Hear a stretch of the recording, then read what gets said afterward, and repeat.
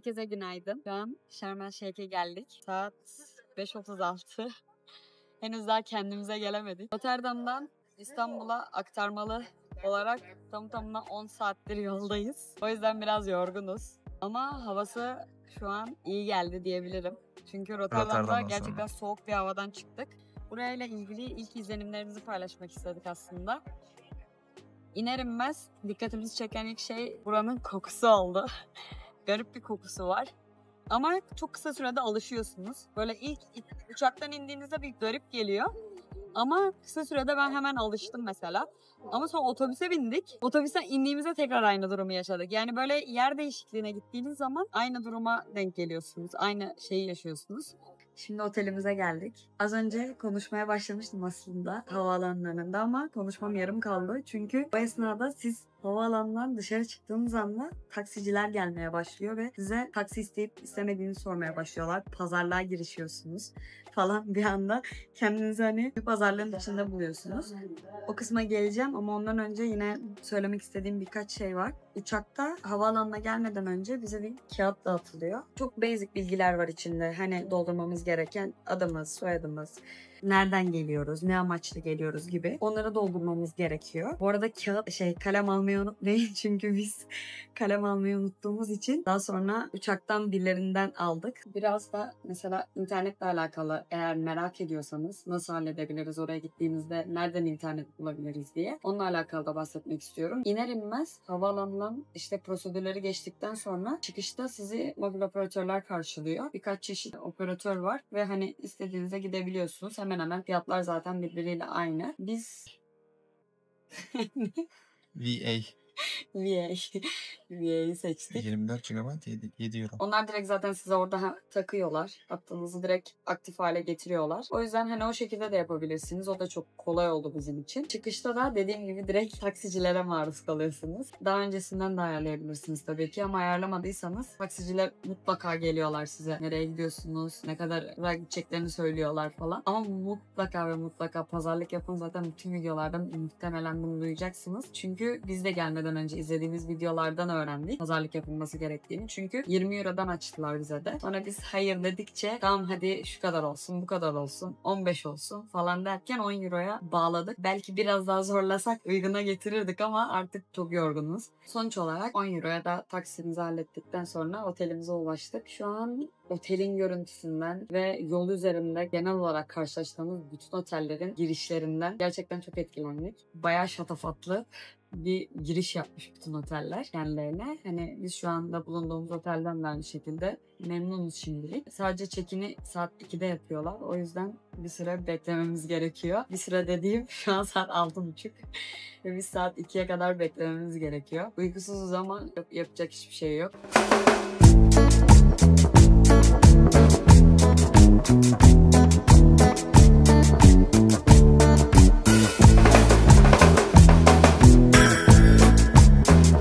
Otelinden memnun kalmış bir Bahar.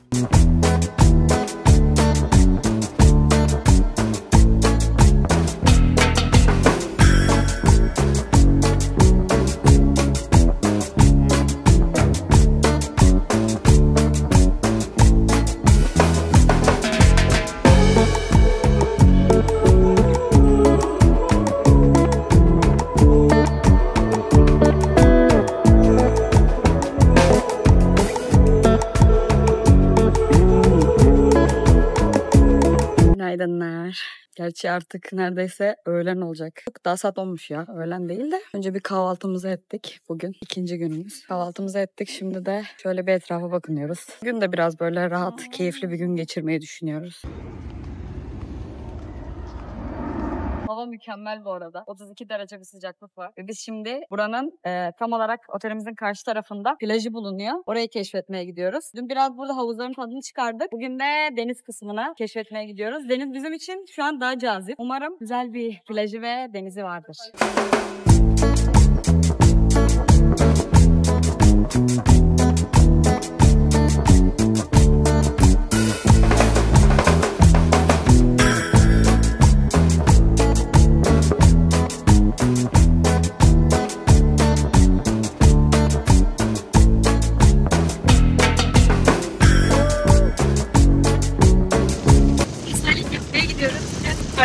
denemek istedik ve buna karar verdik.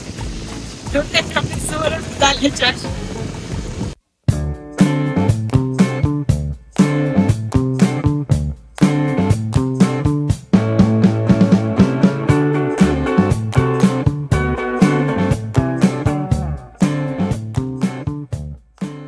Şu an dönüş yolundayız. Gerçekten harika bir gün geçirdik. Hem çok keyif aldık hem de çok eğlendik. Kişi başı sadece 15 dolara bu kadar güzel bir deneyim yaşayabileceğimizi hiç düşünmezdim. Sırada Raz Muhammed Ulusal Parkı ve Beyazada var. Orayı da sabırsızlıkla bekliyoruz.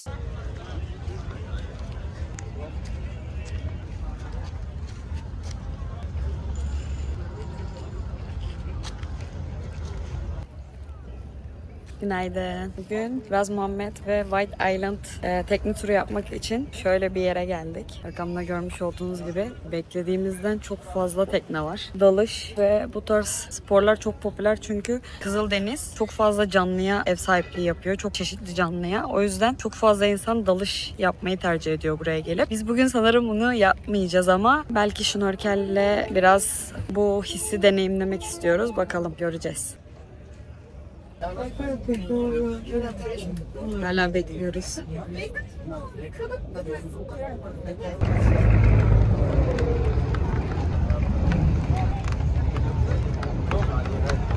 Sonunda uzun süreli bir bekleyişin ardından teknemize bindik. Kendimize ait köşemizi de kutladık.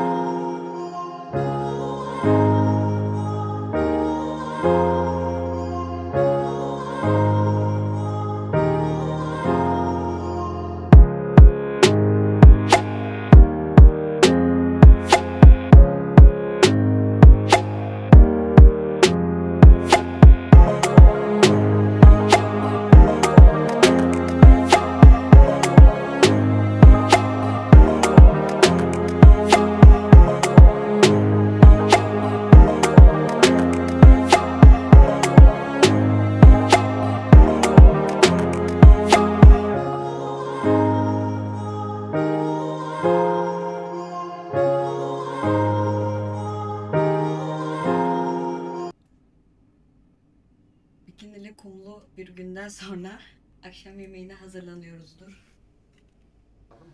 Aldım. Işığı kapat.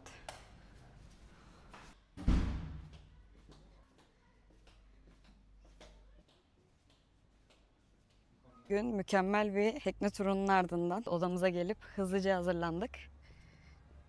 Şöyle bir kombin yaptım kendime.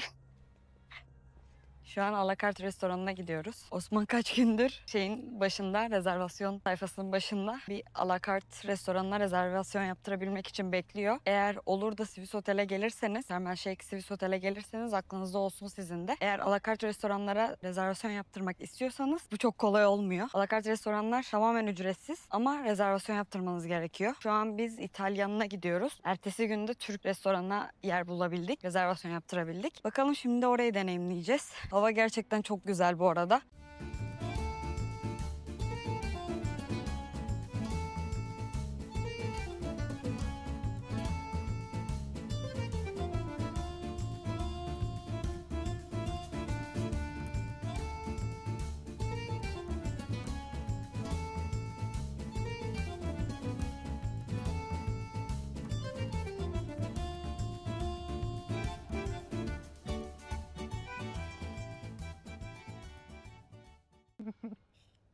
İtalyan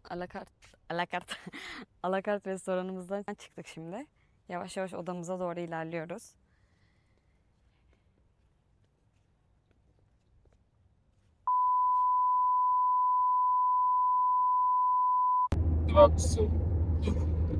Biz Antalya Seferi'ye doğru yola çıktık. Hiçliğin ortasında ilerliyoruz. Bakalım nasıl bir yere varacağız. نعم تحب الكلمة دي. Görüşürüz. أنا عارف بس شوية وأنا في الشغل عند ربنا. خلاص كلمني بقى بعد كده.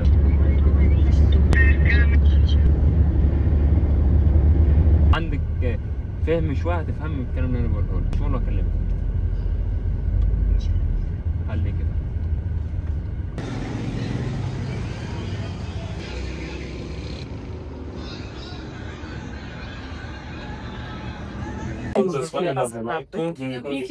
Şöyle hafta kutularına geldik.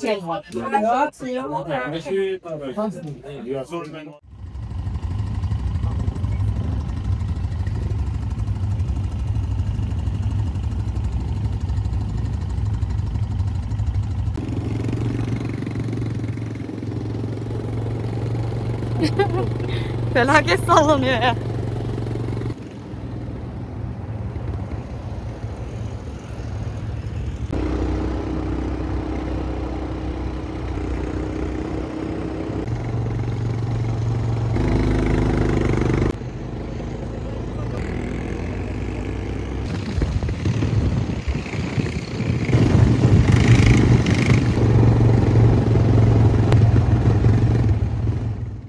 Çok garip bir duygu. Şu an bildiğin çöldeyiz yani. Şöyle ATV safarilerimizi yaptık. Develerle fotoğraf çekildik. Şu alanda az önce bizimlelerdi. 2 deveyle fotoğraf çekildik. Sonra dinlenmek için şöyle şu arkamda gördüğünüz alana geçtik. Orada sadece hediyelik eşyalar var. Bir de ufak tefek böyle yerler yapmışlar oturmalık. Biraz dinleniyoruz. Çünkü gerçekten sarsıntılı ve tozlu bir yolculuktu. İnsan dinlenmeye ihtiyaç duyuyor. Çok sıcak. Ben mesela bunları kafalarına taktıklarında şey diye düşünüyordum. Hani nasıl sıcaklamıyorlar ya diye, ama gerçekten sıcaktan koruyor yani. Şu an çok iyi hissediyorum başımı. Güneş geçtiğini hissetmiyorum bu kadar sıcaklığa rağmen. Öyle. Şimdi biraz mola verdik. Sonra yolculuğumuza devam edeceğiz. Ne içiyorsun?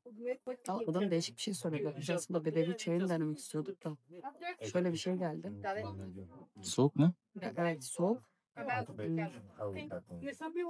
Meyve suyu gibi ama fresh, güzel bir tadı var yani, böyle naneli de cidden. Az önce bahsetmiştik biz aslında bedevi çayını denemek istiyoruz diye. Adam getirdi. Çay geldi şöyle.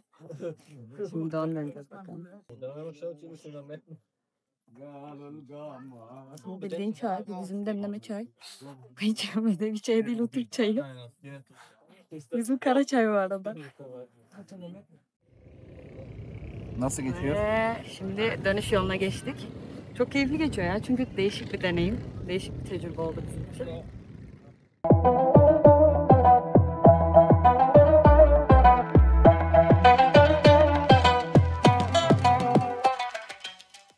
Şimdi sefer turumuzu tamamladık, döndük. Biraz yorulmuş hissediyoruz çünkü yorulduğu kadar da kolay değil. Hoş geldin. Öyle yani, değişik güzel bir deneyimdi bizim için. Şimdi otelimize gitmek için bir araç bekliyoruz. Otelde görüşürüz.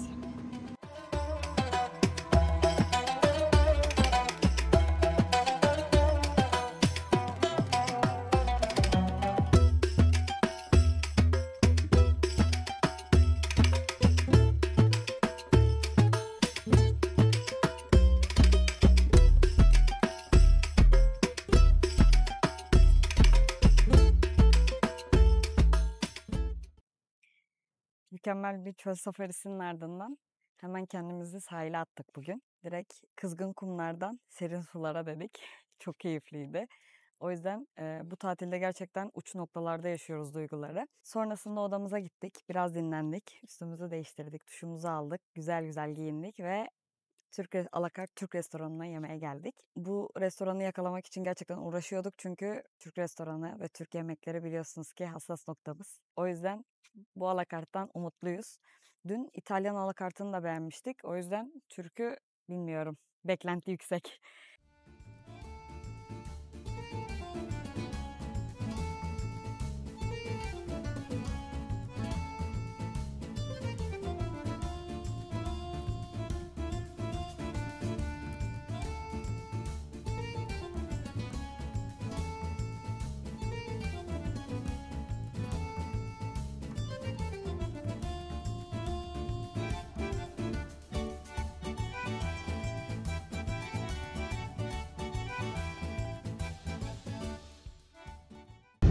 Farşa Kafe'ye doğru yola çıktık.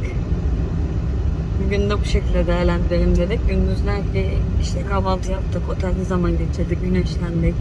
İşte denize gittik, denize girdik falan. Sonra akşamına da giyindik, hazırlandık. Şimdi Farşa Kafe'ye gidiyoruz. Gün batımında da tercih edebilirsiniz dediler, yani daha erken saatlerde, ama biz çok fazla sıra olduğunu söylediler. O yüzden hem günümüzü tamamen öldürmek istemedik. Biraz daha geç saatleri tercih ettik. Şimdi biz gittiğimizde muhtemelen ışıklar açılmış olacak. Ama bu halini merak ediyoruz zaten. Bu şekilde görmek istedik. Bakalım, şimdi yoldayız. Sonunda herkesin bahsettiği yoldayız. Farşa Kafe'ye geldik. Dedikleri kadar varmış. Bayağı sıra görünüyor. Umarım kolay giriş yapabiliriz. Bir de bu tarafında şöyle küçük bir Santorini dedikleri alan var. Farşa Kafe'yi hallettikten sonra oraya da girmeyi istiyoruz. Makineden girer girmez önce sıramızı alıyoruz. Şöyle bir fiş veriyorlar. Şöyle bir fiş veriyorlar. Ondan sonra da beklememizi istiyorlar.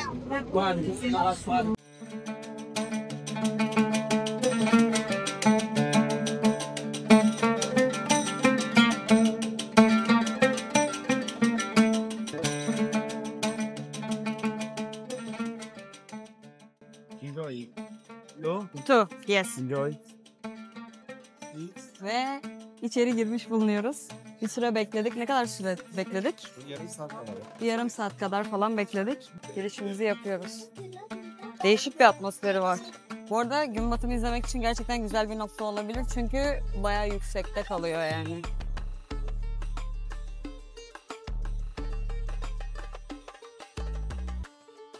Böyle bir yandan da böyle müzede geziyor gibi değil misin? Biraz böyle antik görüntüler var.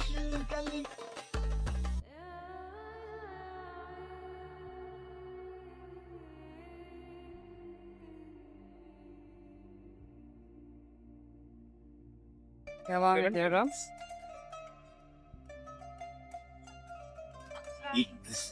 Wow.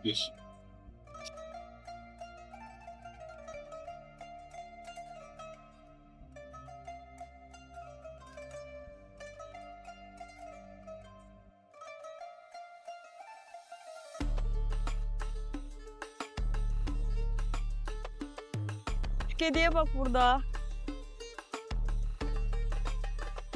Nasıl uyuyor? Baksana şuna. Alaaddin sihirli lambası.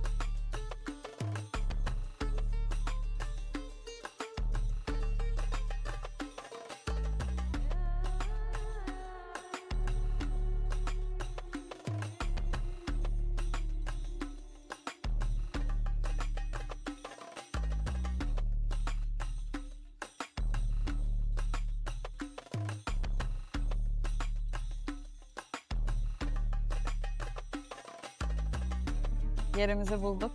Oturuyoruz şimdi.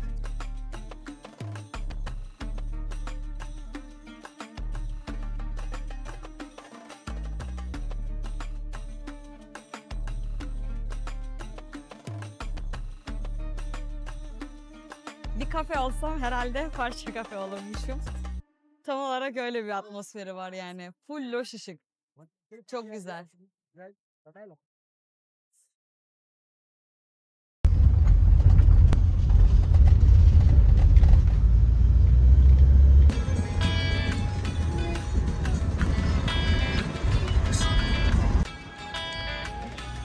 İkametimiz olan Old Market'e geldik. Birazdan hediyelik eşyalar bakmaya başlayacağız. Ve ondan önce de El Sahabe Camii'yi ziyaret edeceğiz.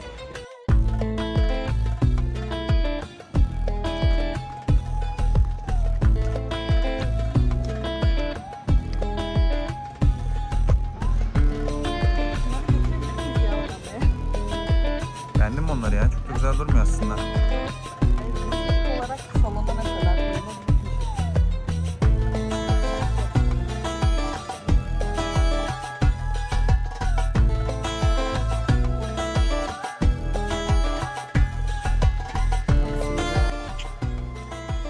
şöyle şeyler seçtim. Arkadaşlar hiçbirinde fiyat yazmıyor, o yüzden pazarlık sünnettir deyip birazdan pazarlığa görüşeceğiz.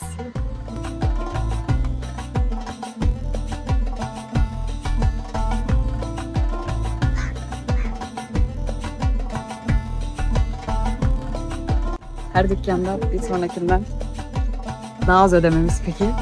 Ya biz ilk başta girdiğimiz yerlerde kazıklandık ya da her girdiğimizde daha iyi pazarlık yapmayı öğrendik, bilmiyoruz.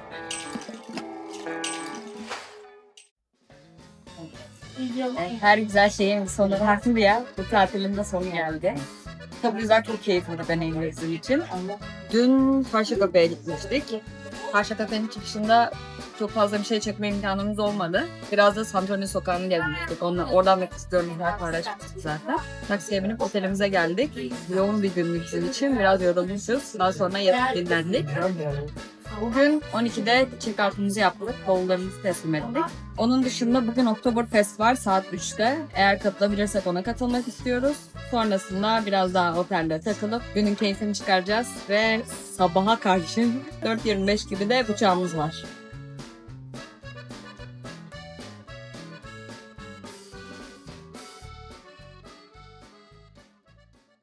Yavaş yavaş gördüğünüz gibi kendimizi önce pantolonla ya ardından İstanbul'da büyük ihtimal ceketlerle ve Hollanda'da montlarla alıştıracağız sonra. Hiç hazır hissetmiyorum çünkü hava çok güzel, hala çok güzel.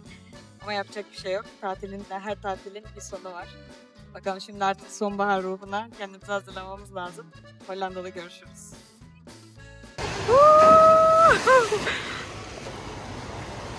İyiydi.